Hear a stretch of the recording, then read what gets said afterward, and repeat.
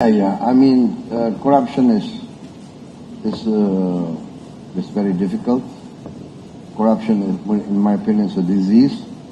Once it reaches stadium 4, like cancer, it's very difficult. But corruption, in my reading of history, corruption will destroy countries, nations, and regimes.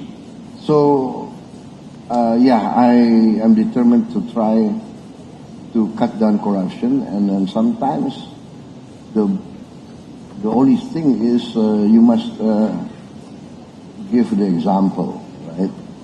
So yes, when I became Minister of Defense, the first night I became Minister of Defense, I remember I called in all my relatives, my nephews. I don't know if my brother was in the room. But I said, listen, I'm the Minister of Defense. Yeah, you guys cannot go into the Minister of Defense for any defense contract. Right? Understand that. So that's what I try to do.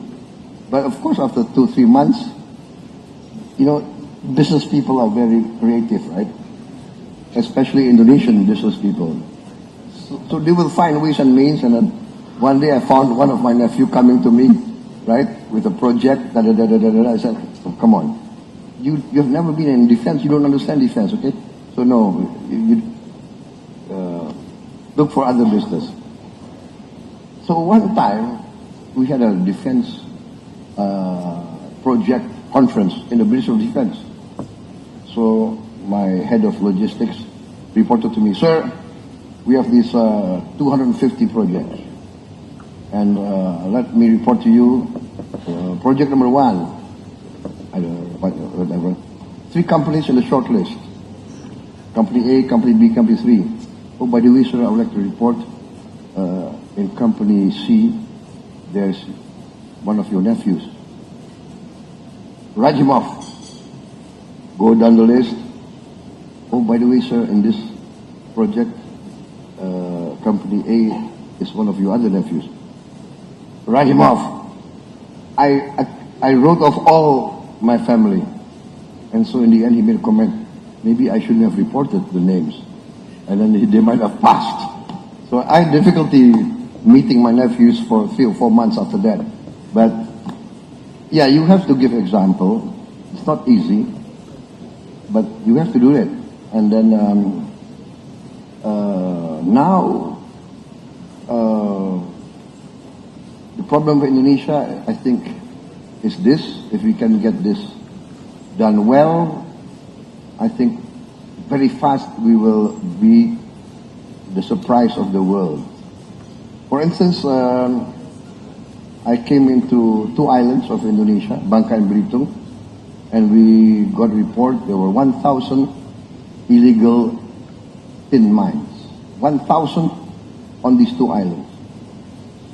And we were losing maybe 80% of our total tin production to these illegal miners and to smuggling.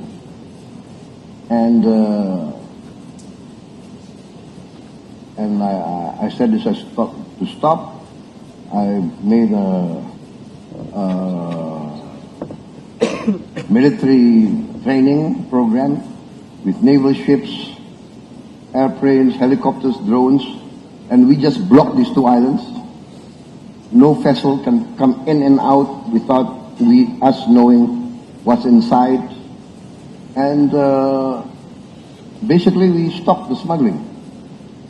One sampan tried to go out. We found out there had tin on the sampans. Can you imagine? So, and then we confiscated several cases of tin ingots, rare earth, etc., etc. We calculated that we saved our country about a couple of $1 billion. So next year, the increase of tin production, we hope will come back to its original position, and we should be earning maybe at least 3 or 4 times what we were earning last year.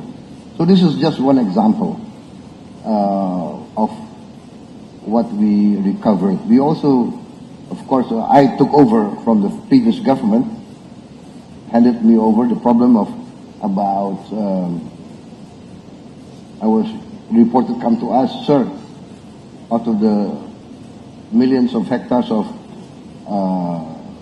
palm oil, about 5,000 are in violation of the law.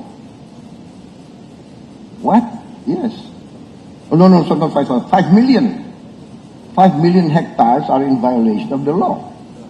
So I said, I am sworn in to uphold the law. So I told my Attorney General, my state auditing board, carry out investigations. What you find out is there's a case, terminate their concessions. And that's what we did. I think by as of this month, we have recovered about 3.7 million hectares of plantations that violated the law. One plantation, 2 plantations, one was 50,000, the other 50,000,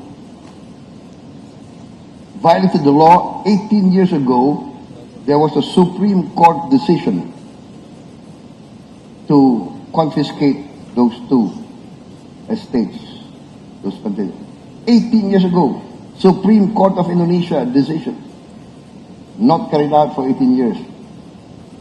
The Attorney General came to me and said, what, Supreme Court? Inkrah, so no more ways to appeal.